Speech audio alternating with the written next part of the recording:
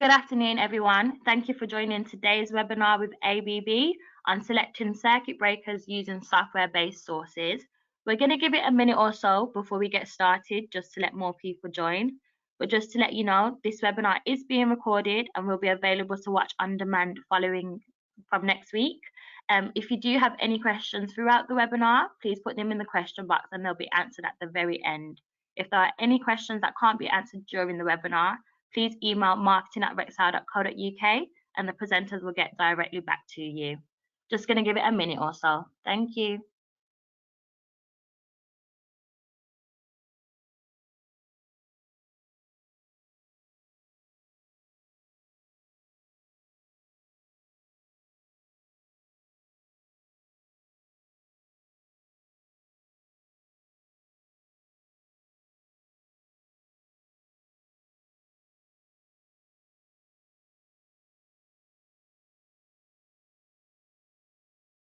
So again, good afternoon, everyone. Happy Friday. Thank you for joining today's webinar with ABB. Just a reminder, this webinar is being recorded and will be available to watch on demand next week. If you do have any questions throughout the webinar, please put them in the question box and they will be answered at the very end. If there are any questions that can't be answered during the webinar, please email marketing@rexel.co.uk. Now passing over to Andy and Sean from ABB. Good afternoon, everybody. My name's Andy Cochran. I'm the Northern Specification Engineer for ABB UK. Myself and Sean Massey, who is the Product Manager for our circuit breaker product line, will be taking over halfway through the presentation, but for the time being, I'm going to start. So today's topic is about selecting circuit breakers using software-based sources. So I've got a question that I'd like to just put to everybody before we start, and I'm going to give you 2 or 3 minutes just to answer that one. Which software applications do you currently use when you're using cable calculations on system designs? I'll give you a few minutes just to answer that question. If you can click in the poll box.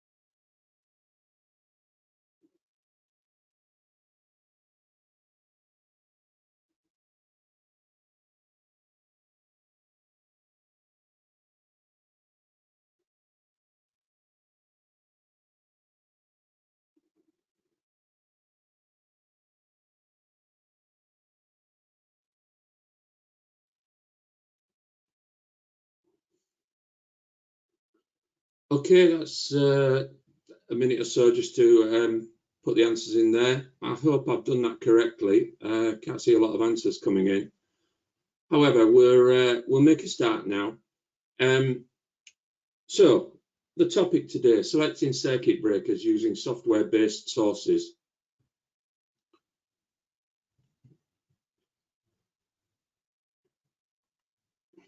Hi, Andy. Sorry to interrupt just quickly.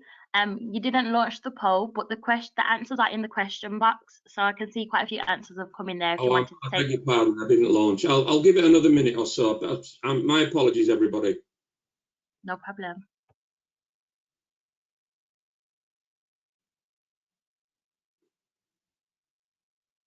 So for those of you that answered in the question box, if you don't mind, do you mind just answering through the polls as well, so we can see the stats? Thank you.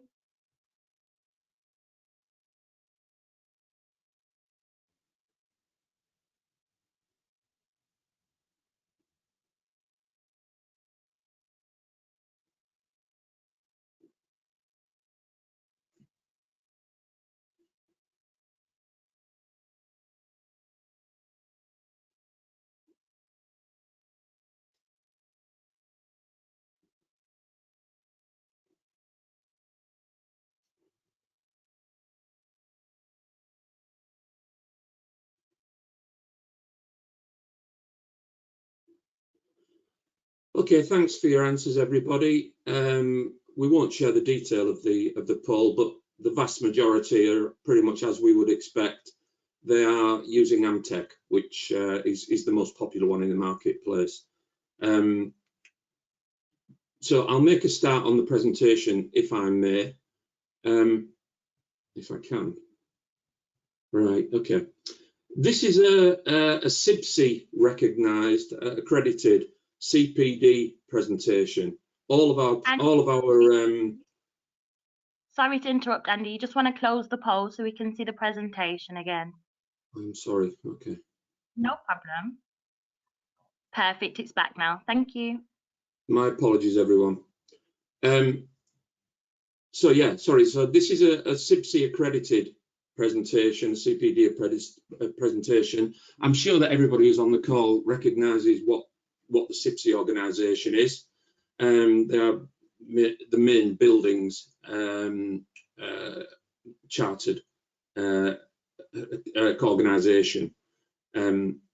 So under their rules, we start by basically just giving you a number of learning objectives that we expect you to get as we go through this. So I'm not going to read all of these individually at this stage, but for those of you who are looking at the screen, you can see what we would hope by the end you will be able to get from this presentation when we finish. We will revisit this at the end, but as I say, we're not going to go through the points individually at this stage.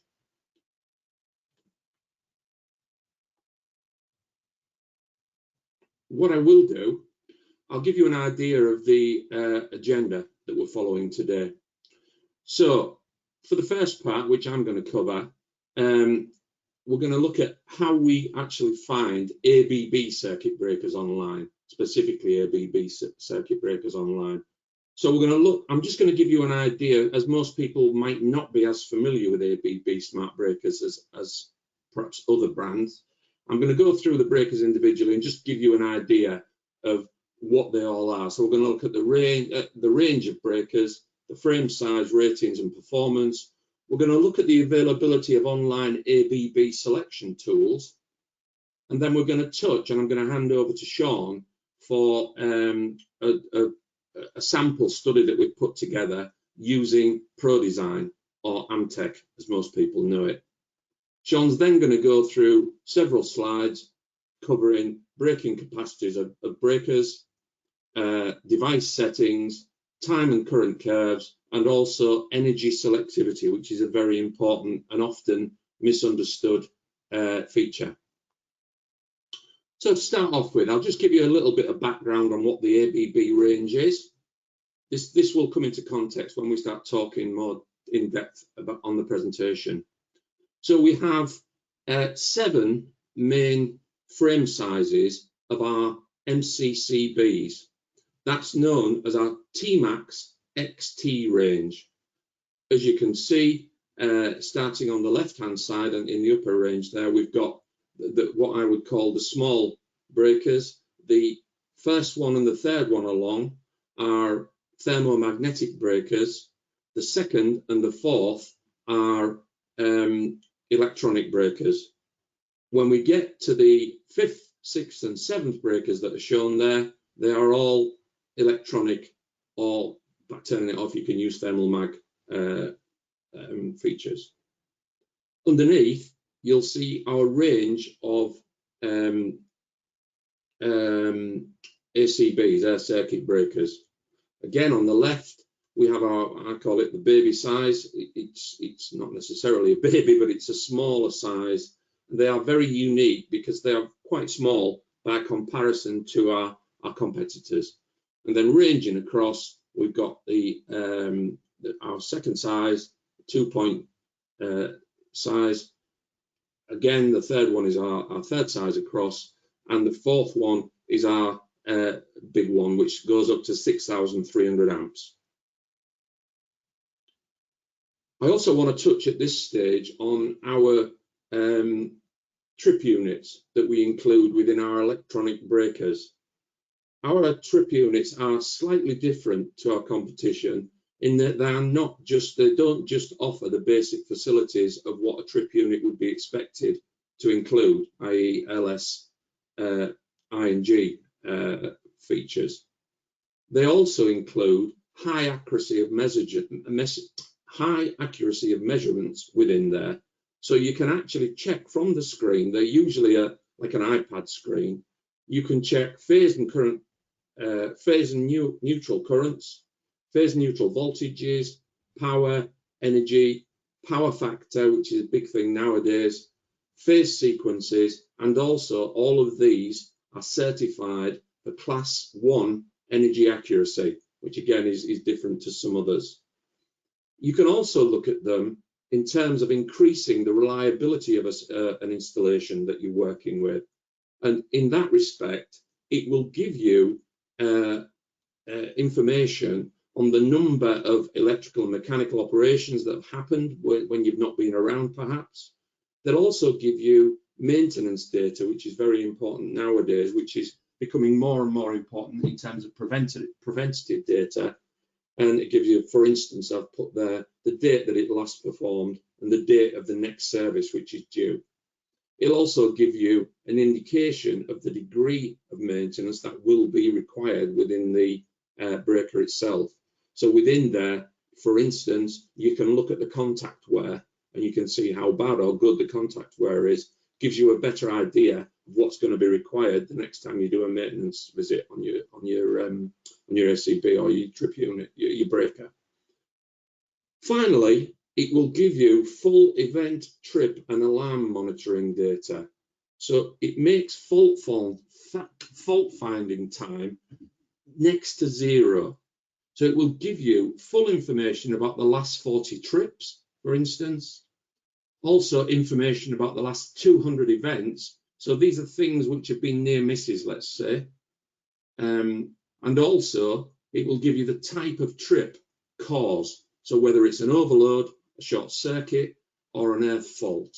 And again, all that information is available direct from the breakers itself.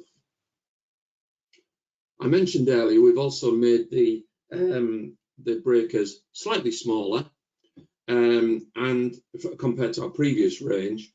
And by adding our modules within the breaker itself, so if you see the trip unit at the top of the breaker there, if you look behind, you'll see that there are individual modules which can be plugged in. Now, depending on which modules and which features you download for the trip unit, you can look at, for instance, there are many, many more, but for instance, you can look at, as per the list there, a temperature monitoring module, embedded automatic transfer switching, so an ATS system can be included between two breakers without the need for other equipment in between. Load shedding innovation can be added, so you can program the breaker to load shed as and when anything is required. A big thing within the breaker, within the actual trip unit, is the network analyzer, which can give you an ongoing power quality facility. So you can monitor power quality throughout your system as an everyday feature. There's no special information or equipment to add in order to do that. It also gives you a power controller function, which gives you the ability to load control. There's also a protection against electric arcs, which is built into the actual breaker itself. It's a little bit more simplistic than our arc guard system, but it does give you the opportunity to have dual settings within there. So if somebody is entering the room and they're going to be exposed to potential arcs within that room, then you can actually switch and load shed potential problems, and you can have a minimum of service based on the information that you load in there. We can come to the TVOC2, which is a lot more sophisticated arc guard system. That is a completely separate product that can be arranged on application. Finally, there you can also look again, which is becoming more and more important. You can look at energy and asset management features from your system. So if you're looking at monitoring energy, or looking at asset performance within a system, then all of that can be programmed into the main breaker through these modules. So how would you currently find ABB circuit breakers? There's a very simplistic way, if I'm honest with you. You can actually contact any of the national specification team. They're shown on the right-hand side there. Myself, I deal with the north of England. We also have Scotland, the Midlands, London, and the southeast covered in quite a bit of detail. So if there are any, if there is any information you need about any of the breakers, the most obvious way to find this is through each of these individuals through our switchboard. So if you were looking for, I've already touched on this, but this is a little bit more detail on the range that we have. If you were looking for ABB breakers, if you were to be able to look on the website, you'll see that there are 7 frame sizes from XT1 on the left-hand side right through to the XT7. Current ratings are listed on there for each of the breakers. If you remember, I said that the XT2 and the XT4 will be dedicated to electronic operation. The XT1 and the XT3 are thermal mag, and from XT5 upwards, they can be either. Again, in terms of the braking capacities, without going through them individually, there's everything up there from at the low end 18 kA right up to 200 kA, depending on your choice of breaker. In the same way, to introduce you to our, or fully introduce you to our ACBs, our air circuit breakers up to 6,300 amps, you can see that there are four sizes from the baby on the left, which is for sizes of frame sizes from 250 up to 1,600 amps. The second size is from 250 up to 2,500. Third, we're looking at 2,000 to 4,000, and then finally we're looking at the large one from 4,000 to 6,300. Again, these are all electronic. They all have electronic capabilities within them, and as you can see, the braking capacities range from down at the low end at 42 kA right up to 150 kA. So again, looking at how you would find the ABB breakers. The first, if you were looking online, you would be presented with our ABB Configure facility. It's a portal within our main website. I'm just going to start a video which gives you a little bit of an introduction about what you'll see when you look on the website. So you'll see initially when you click on that, the main categories of product which is available to find details upon, right down to safety products, industrial plugs.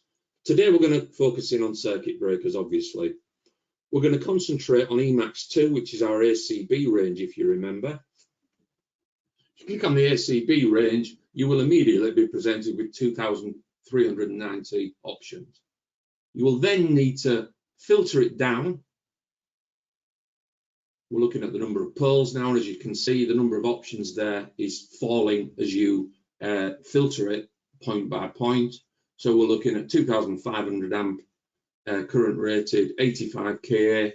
We're dropping right down to 20. We're now choosing the trip unit, associated trip unit. We've got down to 2, and then we'll finally use the short time withstand current rating. You're then presented with an option of what you're looking for. You'll be then shown straight to a data sheet for that particular product. Obviously, that's an online facility that's there. If you're looking to print this off or use it for other purposes, then there is the facility there to print this to a PDF. So you will choose print to PDF, open the PDF, and then that's yours to either include in Q&A manuals or to present to customers if you want to show them the details of the breaker itself. So that's how you would choose from our eConfigure facility. returning to the screen that I showed you, the introductory screen that I showed you, we've just gone through the ABB eConfigure portal. In terms of finding relationships between two breakers online, you can also use our Selected Optimized Coordination Portal, or SOC as we call it for short.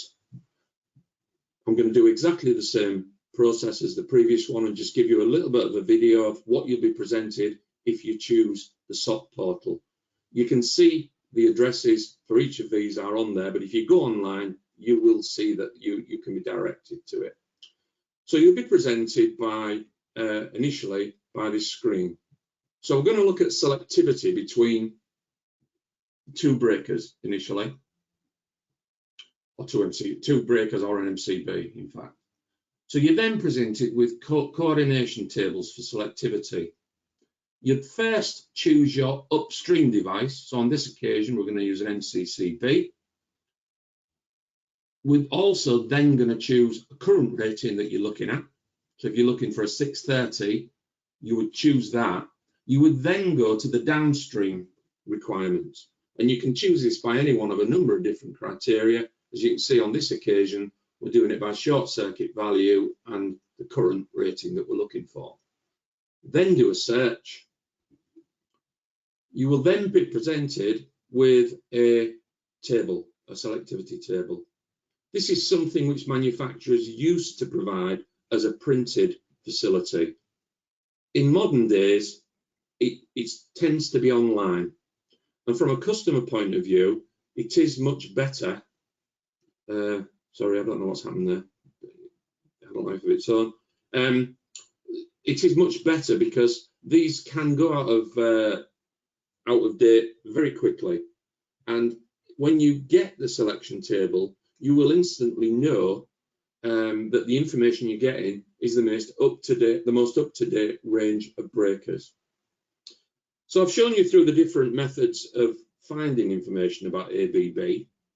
Why should we bother with anything else? Basically, there's an elephant in the room. I'm not going to ask you to answer this one with a poll or anything, but the elephant in the room is a French elephant. Yes, Schneider have been doing this for quite a number of years, and they're very proficient at what they put forward. The range of breakers are as good as, in many cases, as good as ours, but we do differ in certain ways. So we now try and react to what Schneider do and what other manufacturers are doing more and more. So for instance, what I'm going to do here, I'm just going to use an example of a 50kA breaker, a 250 amp 50kA breaker from the molded case circuit breaker range. And we're going to compare it with Schneider, who in the UK are indeed the leading provider of breaking devices. So if you start with an ABB option, you will see the similarities between our own nomenclatures and that of our competitor, our main competitor. So we will start off looking at that example, the 50kA breaker at 250 amps. You'll see it actually comes from the XT4 range. The breaking capacity is an S breaking capacity. Those of you who understand breaking capacities will know what I mean by that. We're having a current rating of 250 amps, which is what we said at the start. And the trip unit that we're going to use is the ABB version, which is an EKIP LSI trip unit. We went through the trip units a little bit earlier. To compare that with our competitor, our main competitor, the Schneider range, many will be perhaps familiar with this. To break it down, you'll be looking at an NSX 250, a breaker from the NSX 250 range. It has a breaking capacity of N, which is shown within there. The trip unit, the equivalent trip unit to our LSI breaker, is a Micrologic 5.2. You see a big difference there is that the ABB version in effect shows you what you'll get on the tin. You will get L, S and I protection from that particular trip unit. The micrologic breaker, unless you know the range pretty well, it doesn't give you any idea what kind of protection you can get from that trip unit. So to use a similar idea, to look at an air circuit breaker, we're going to choose a 66 KA breaker at 3,200 amps from our breaker range. Again, the ABB nomenclature, or part number if you want to call it that, is broken down like this. So you've got a frame size, which would be the third one in the range, which is a 4.2. The breaking capacity is shown as an N. Again, we're looking at a trip unit, which is what it says on the tin once again. It is an EKIP, which is our brand name, just like the Micrologic brand. It's an EKIP Touch LSI, again, what it says on the tin. And the current rating, 3,200. Just to compare that, you can see that the Schneider equivalent is an MTZ2 32. The breaking capacity is H1 in Schneider terms. It's a Micrologic 5X trip unit. Once again, I'll emphasize here, it does not necessarily show what kind of protection you're going to get from that unless you know it or you've got the information in front of you. And finally, of course, the current rating, same as our own, is 3,200. So that gives you a comparison of how the two breakers compare in terms of a part number or the nomenclature that you'd be looking for. I'm going to start another poll now, if you may. This is a question that I've got for you. If I can give you a minute or so just to look at this. Can you tell me what single letter indicates a 36K breaking capacity of an MCB from the standard lookings tables using Trimble selection tools? Most people said that they're familiar with Amtech, which is also known as Trimble. I'll give you a little while just to do that, and I've certainly launched it this time, so I'm hoping that everybody can give me an answer on that one. It's either an N or an F. Don't know if I'm not doing something right again, but I don't see any answers coming in. Oh, here we go. Right, okay. I'll give it a minute or so just to go through it.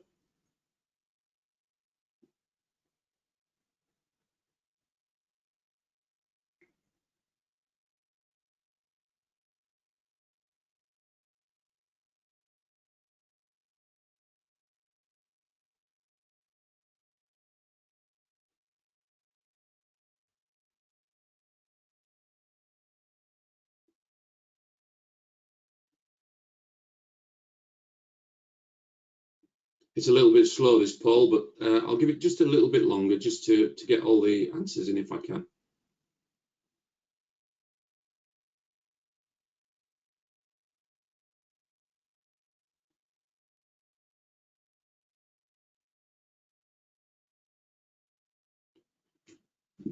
Okay, we'll leave it at that then. So the answers that everybody have indicated is skewed very marginally towards the F answer. I've closed the poll down now. In terms of the correct answer, N is correct, but so is F. The reason being that there's no standard that states which, but for each manufacturer to use the same letter throughout. So you need to be aware of this. We're often faced with this when people are asking us for information. They're saying that they're going through Amtech and they're looking at like-for-like breakers based on the breaking capacity letter, the indicator letter. In actual fact, they're different. So if you'll see, if you choose an N classification in terms of ABB, then the equivalent from Schneider will be 50 kA, whereas the ABB one will be 36 kA. So those that said that N is the correct answer are looking in ABB terms. If you were looking in Schneider terms, you would be looking at F. And just to give you an idea of how it all voted, 44% went for the N, the ABB version, which is pleasing, and 56% chose the F answer.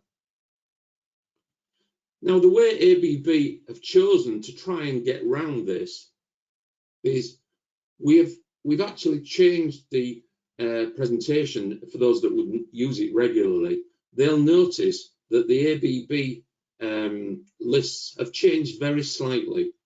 This has been driven by the fact that we do get so many inquiries asking us why the like-for-like letter is different for each of the brands.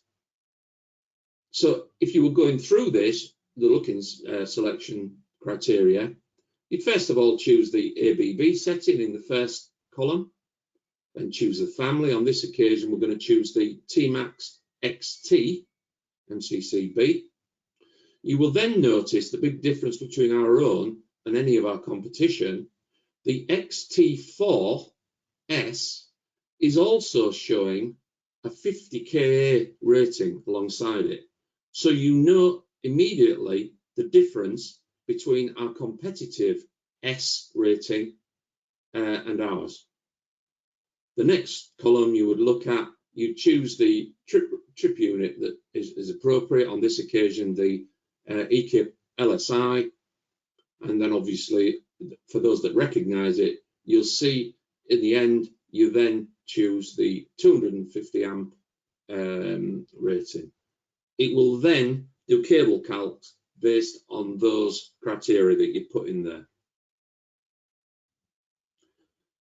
So at this point, I'm going to hand over to my colleague Sean Massey, who is going to cover a few more technical details and also go through a sample protection study that we've put together using Amtech.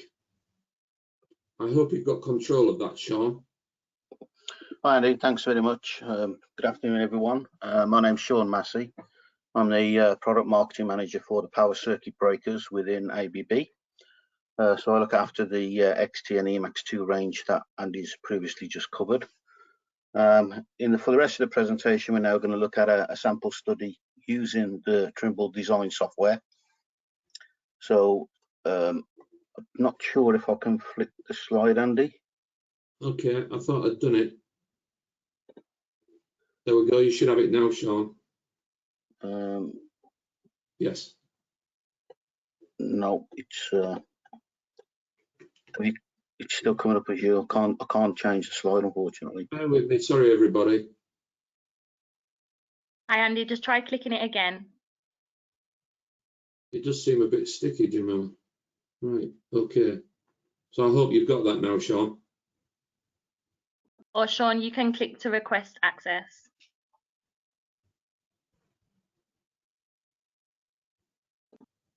There, Sean, you should have control now.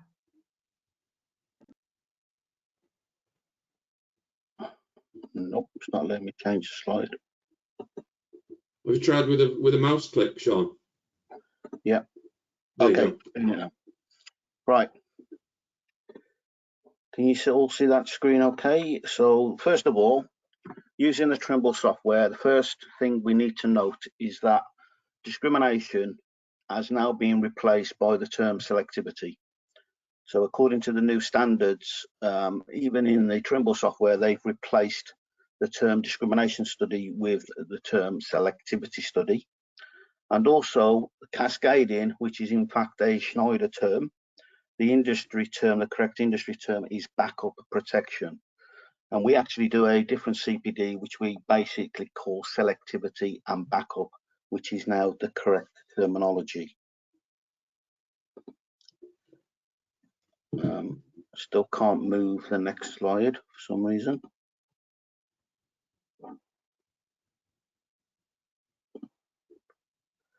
Try the down arrow keys. Oh, there we go. Oh, no.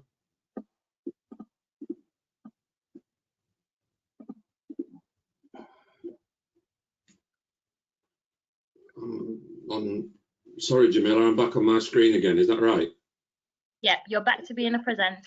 Sean, it says you have access, so maybe just give it a minute once you click, because it may take a little bit of time to change screen. Okay. But it does say you have access. It's gone now. All right. So first of all, we're going to now look at a typical study using the Trimble Pro Design software. So this is something that we've created. Obviously, I'm sure you're all familiar with using this particular software. We'll start off with a transformer, and that feeds into a main switch distribution board, which then feeds off to various different panel boards. And then finally, all the way down at the bottom, we have the distribution boards, which would incorporate MCCBs.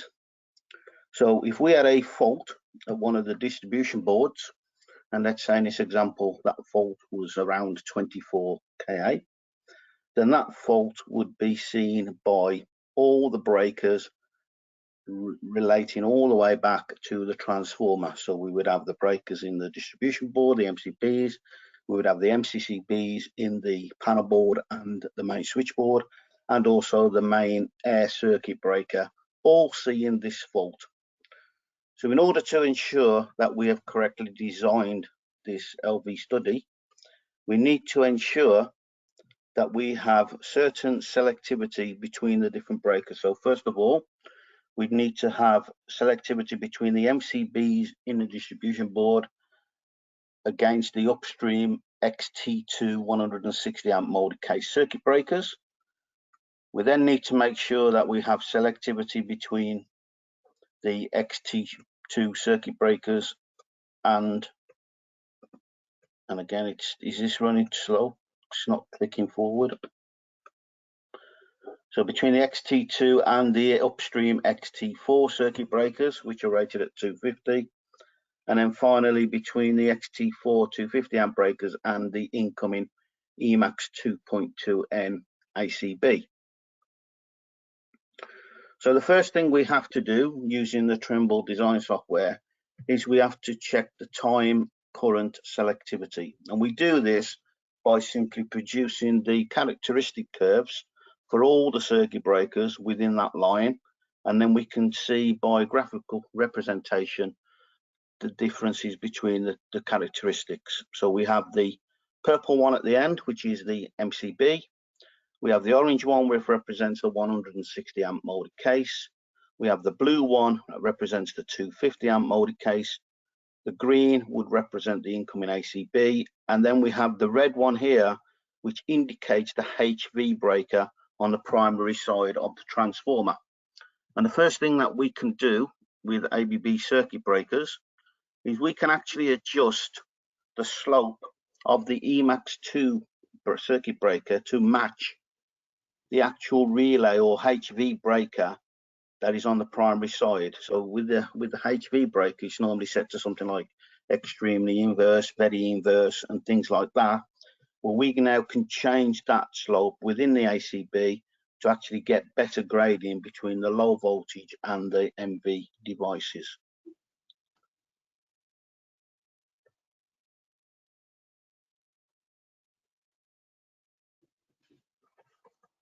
Okay, it's going really slow to move to the next bit. Okay, so by checking the curve, we can see that time current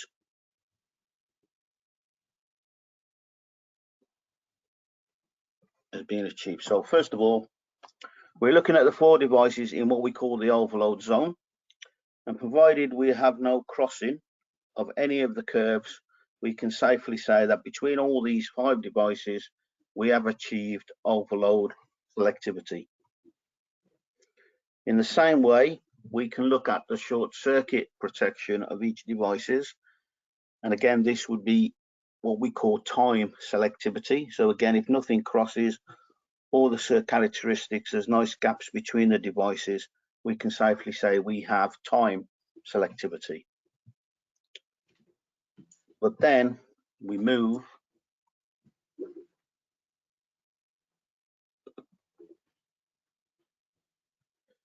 If you notice at the bottom, we're still getting a crossing between certain devices, and in this particular example, this is between the two multi-case circuit breakers, the 250 and the 160 amp. Now this is perfectly normal because this would happen between devices that we class as category A circuit breakers, which are basically current limiting circuit breakers. So the way the current limiting effects works within the devices is that for very, very high fault currents, generally around 25 times to 30 times the rating of the circuit breaker, the actual trip unit on the device is bypassed because it's too slow to react to these kind of faults. So what we have embedded within the circuit breaker itself, within the design and the manufacture of a category A device, is we actually have an electron magnet situated at each pole.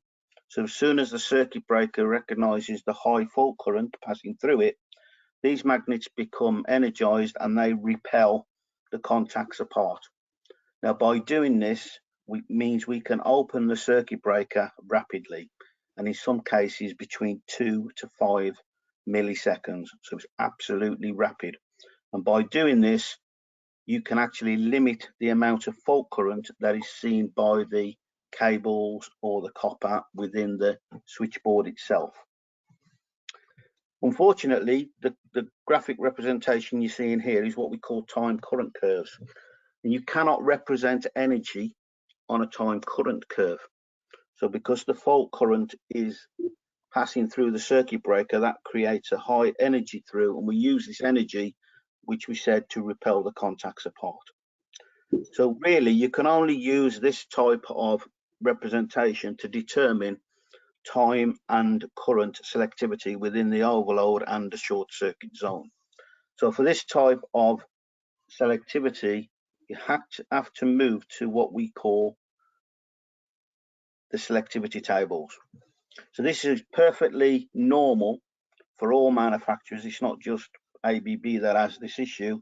It's the same for every manufacturer when using selectivity between category A circuit breakers. So this is where you must refer to the manufacturer's selectivity tables, and Andy's already gone through our online SOC tool that can help do this.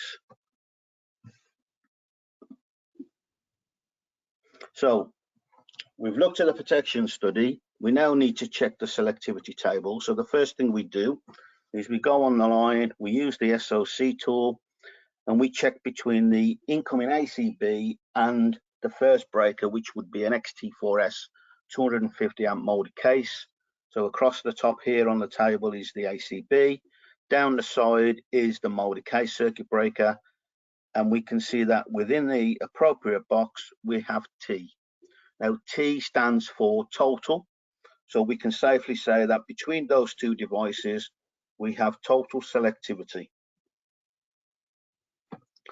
Next, we can look at the two multi-case breakers. Now, if you can remember from the previous slide, this was the two curves that actually crossed at the energy point and also were very, very close between the actual time and current selectivity as well. And doing the same process between these two products, we now have a figure, and that figure is 50. Now that is actually in kiloamps, so that is 50 Ka.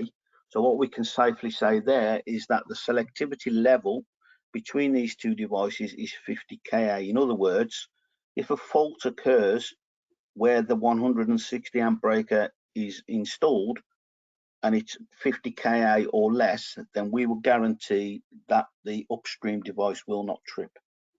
However, if the fault where the 160 amp breaker occurs is greater than 50 Ka, then there could be an issue with the 250 amp breaker tripping. For our study, we would have to give that a question and do some more investigation to whether that is suitable or not. Then finally, we can look at the XT2 160 amp breaker along with the MCB. And I'm just waiting for that to come on. And you can see again in the same way as the first example, we have the T for total selectivity. So we're quite happy with that one. So going back to our original study, we know that the fault level at the MCB board is 24 kA, but the problem area for us was between the 160 and the 250 amp circuit breaker. So we need to know what the fault level will be where the 160 amp breaker is installed. And in this example, is actually around 42 kA. So because our selectivity table said that we would get 50 kA between those two devices, so in other words, the short circuit, the selectivity level, the 50 kA, is greater than the calculated short circuit prospective current level, we can safely say that we have total selectivity in this example. If that fault current, as I've said, was higher than 42 kA, it was higher than 50 kA, then there would be an issue. So it's important to know what the prospective short circuit current is at every point within your installation. So again, we're now going to open a poll, and the question is, what considerations need to be made under backup protection conditions alone? So let me just open the poll for this.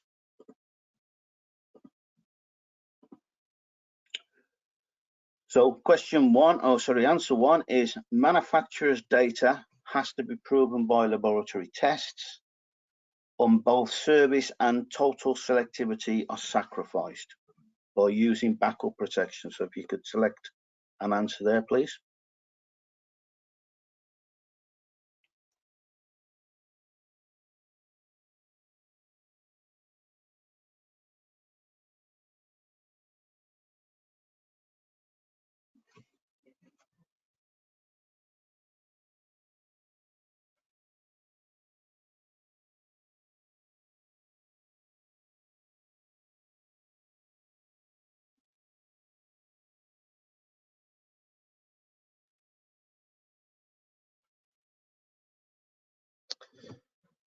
Okay, looking at the poll results, most people, 69%, has actually gone for A, manufacturer's data has to be proven by laboratory tests, and that is absolutely correct. If we go back to the slide, but also B is correct as well, because if you are relying on the upstream device to open in order to limit the fault current where a lesser performing device downstream can operate safely, then you would also get no selectivity between the two devices. Just to finish off the presentation, we're just going to look at a few tips and tricks between using the Trimble software. And first of all, the most thing to recognize is that between the two manufacturers, obviously we're comparing ourselves to Schneider in this example, not all characteristic curves are exactly the same. So going through the process of what Andy said previously, where if we had a Schneider NSX 100 with MicroLogic 5, we know that's an LSI, the ABB equivalent would be an XT2 100 with the eKIP LSI trip. However, the actual adjustments between the two devices are not exactly the same. So we have two functions, which we call I1 and T1, which is used to adjust what we call the L protection, the long time protection. We also have two functions, which we call I2 and T2, which go together to adjust the S function, the selectivity protection or short circuit protection. And then we have the just one parameter, which we call I3, to protect for the I protection, which is instantaneous. So because it's instantaneous, there is no time associated with this. Now in our example here, we've said that it's a 100 amp circuit breaker.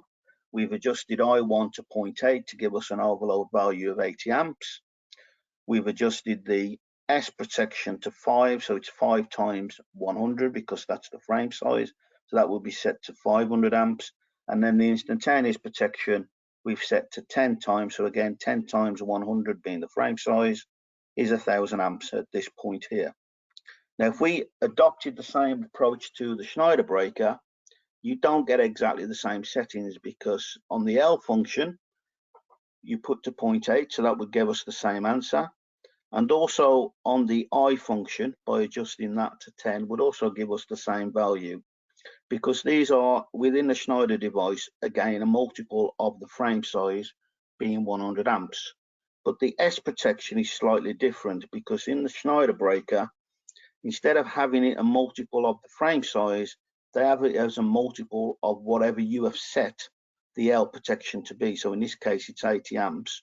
So their S function set at 5 would be at around 400 amps compared to the ABB one, which is 500 amps. And you may not think that's much of a difference, but it could have an effect on things like ZS values. So if you've installed the Schneider circuit breaker and then to final off the testing, you filled out all the ZS reports and you've calculated the ZS value based on around the fault current on the S protection being 400 amps.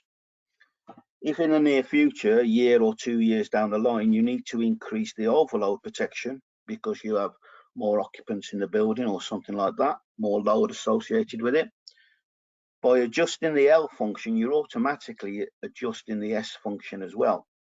So by increasing that to say 1 being 100 amps, it automatically upgrades the S protection, and that may now cause you problems within your ZS, where the ZS value or the maximum ZS allowed is too big to trip the breaker in normal conditions. So we actually think it's more beneficial, it's a better way of doing it, where all the ABB settings are independent from each other. So in other words, by adjusting one of the values, you do not affect any of the other values at all associated with that device.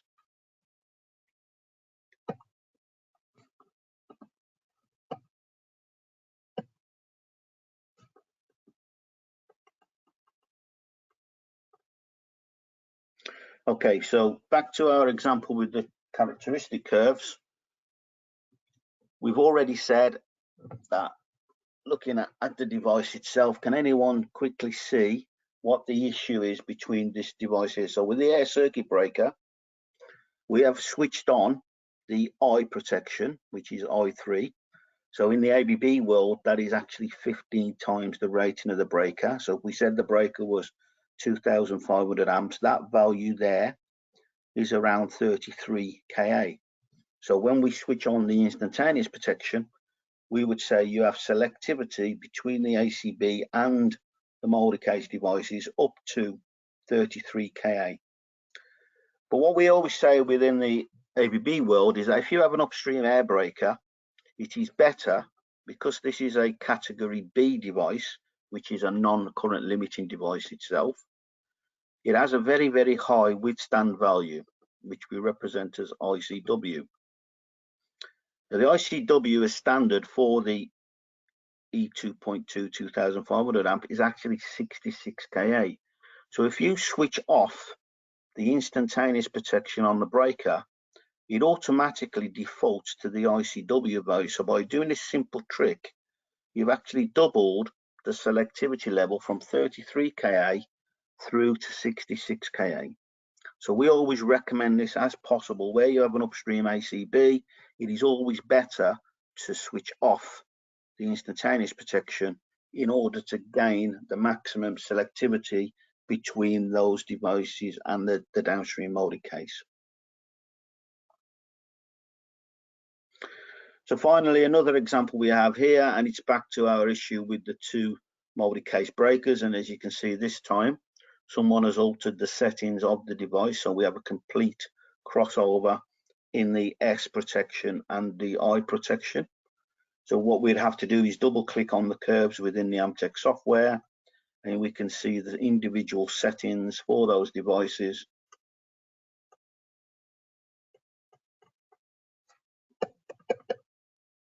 Just trying to flick through again. Here it's reacting very slow.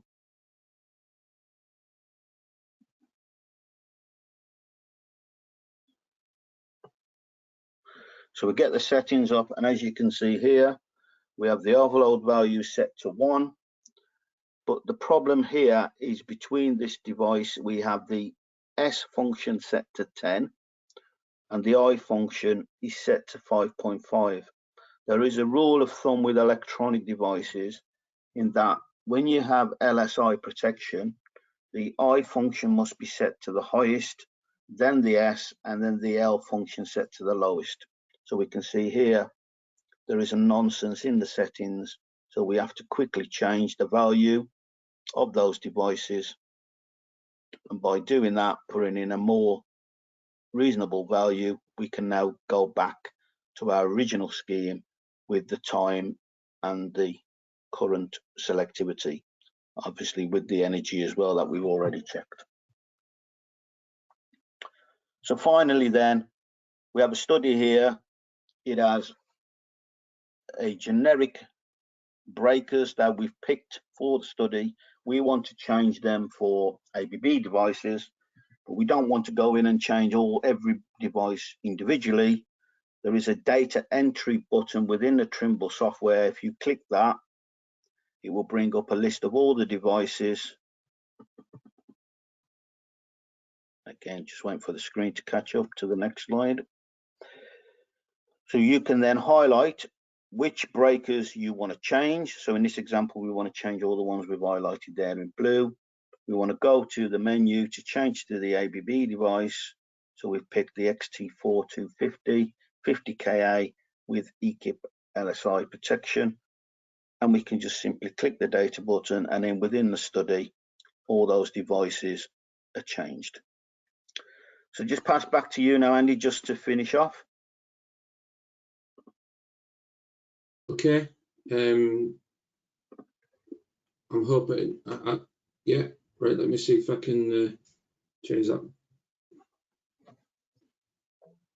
Sorry, we're returning to the, it is very slow. We're returning to the original slide. I don't know if you can remember where we set out the learning objectives that we were going to put to everybody.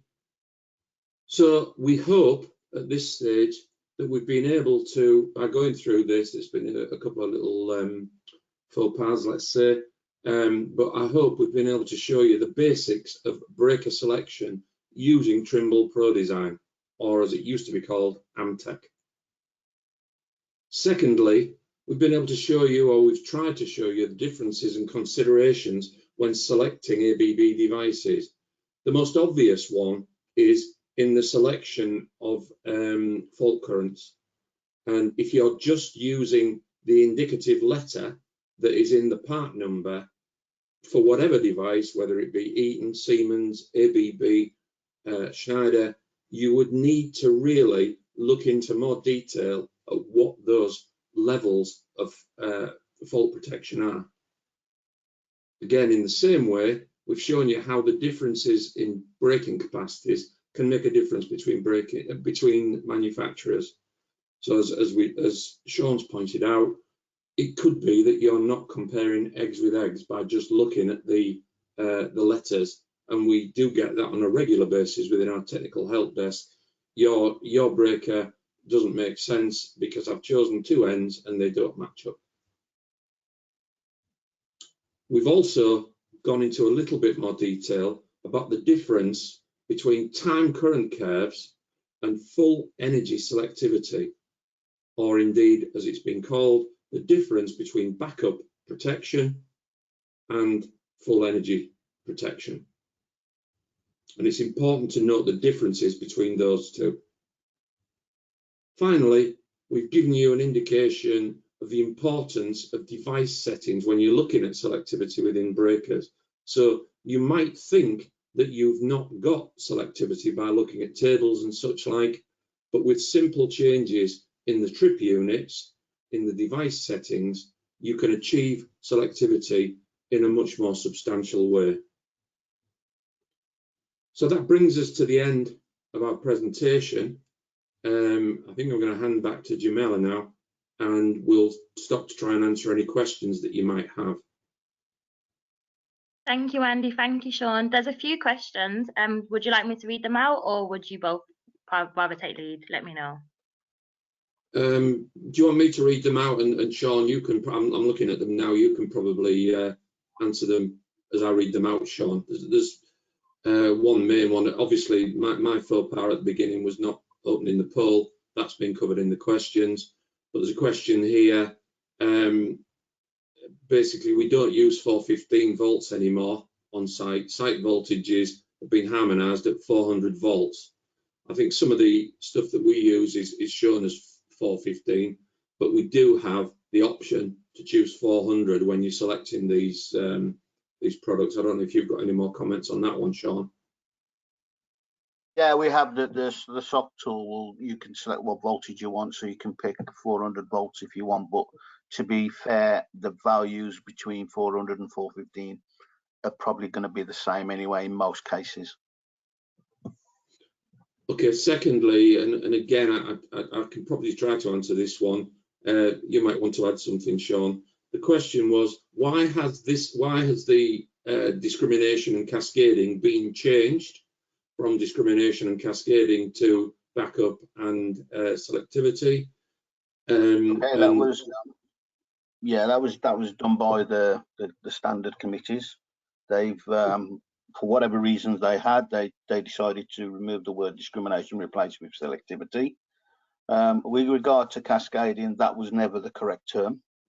That was just a term Schneider used. No one else does. Ourselves, Siemens, Eaton, we all use backup protection, which again is covered by the correct standard. So that hasn't been changed. It was just that Schneider weren't using the same term. It was always cascading only relates to Schneider breakers and nothing else. So it's not actually, you will never find the term cascading with any standard or any regs or anything like that. It's always backup protection. Final question, and I've got to give a little giggle at this one. Can you agree as an industry the letters for the KA ratings for each? Yeah, we've been asked this a number of times. So a lot of people say, well, if Schneider's the main provider or the highest market share within the UK, can ABB not match what Schneider do? And obviously the ABB answer is, well, they might be the major share of the market player within the UK, but not worldwide. Worldwide, ABB would sell a lot more breakers than Schneider. So why don't Schneider move to the way ABB label them? And then you've got the other manufacturers as well, like Siemens, Eaton.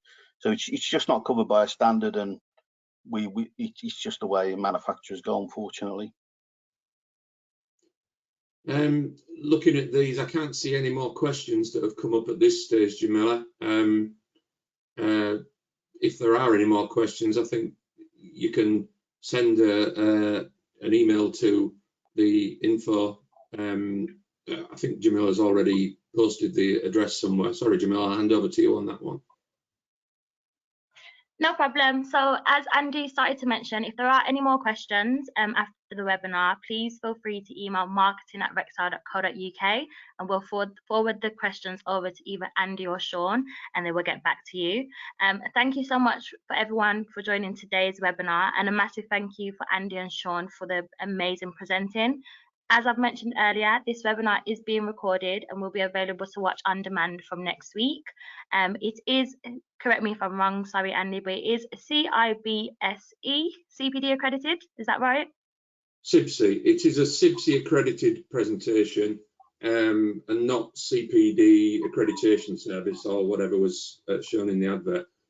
Everybody's familiar with the CIBSE, the Chartered Institute for the Building Services Industry. All of our presentations are recognised by CIBSE. Perfect, and you will receive your certificates directly from them. If you could all fill out the survey questions that you will receive at the end of the webinar, just for some feedback, that would be great. If there's anything else from Andy or Sean, feel free before I close the webinar. Just one thing there, you will actually receive a copy of the presentation and the certificates directly from ABB, provided that we've got all of the information on email addresses, etc., for which to send it to. But it will be CIBSE accredited, and obviously you can then use that for the points against the IET standards or CIBSE standards. Perfect. Thank you so much for clarifying that, Andy. And thank you all again for joining. Hope you have a lovely Friday and a lovely weekend. Take care. Thank you.